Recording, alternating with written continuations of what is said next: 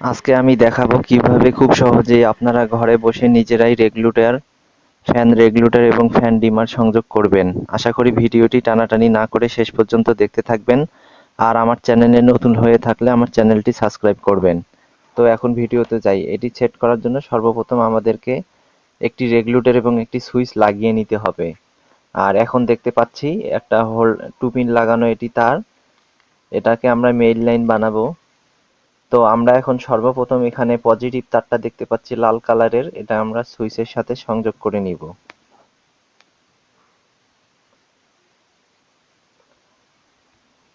এটা আমরা সুইচের একটাতে সংযোগ দিব।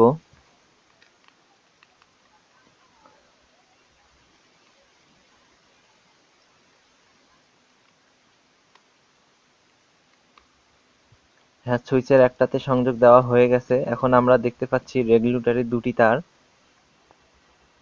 একটি লাল এবং একটি কালো তার। এখন আমরা লাল তারটি ছলিয়ে নিব। নেওয়ার পরে লাল তারটি আমরা সুইচের সাথে কানেকশন করে দিব।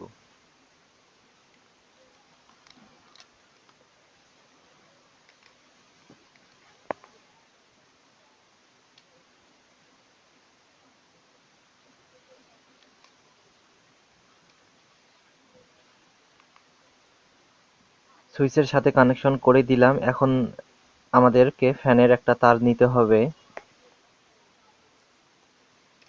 আমরা এখন ফ্যানের জন্য একটি তার নিলাম। নেওয়ার পরে এটি বোর্ডের ভিতর দিয়ে ঢুকাই দিতে হবে।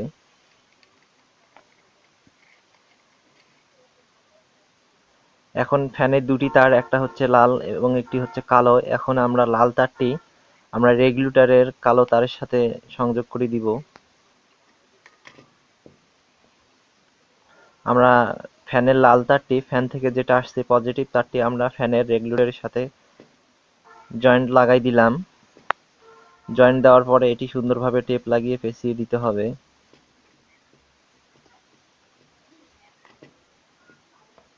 টেপ লাগানো হয়ে গেছে। এখন দেখতে পাচ্ছি আমাদের ফ্যানের একটা নিউট্রাল আছে এবং আমাদের মেইন যে তারটা আমরা আনছি মেইন লাইনটা, সেখানকার একটা নিউট্রাল আছে। এখন ফ্যানের নিউট্রাল এবং মেইন নিউট্রাল দুটাকে আমরা কমন করে, অর্থাৎ একখানে আমরা জয়েন করে দিব।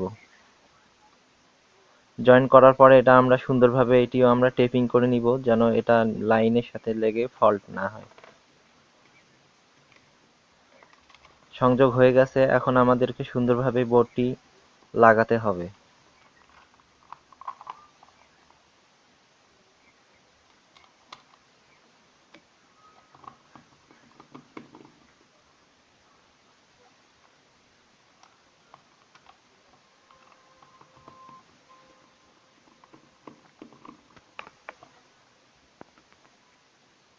বোর্ডটি লাগানো হয়ে গেছে। এখন আমাদেরকে, আমরা যে ফ্যানের তারটা নিয়ে আসছি এই তারটা এখন আমাদেরকে ফ্যানের সাথে কানেকশন করে দিতে হবে। আমরা এখন ফ্যানের তারটা ফ্যানের সাথে কানেকশন করে দিব।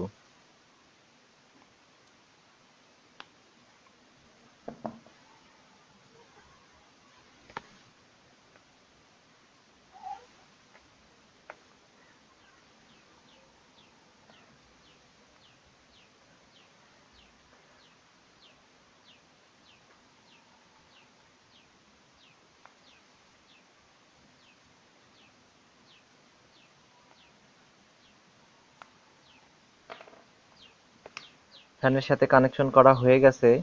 এখন আমরা মেইন যে তারটি আছে আমাদের,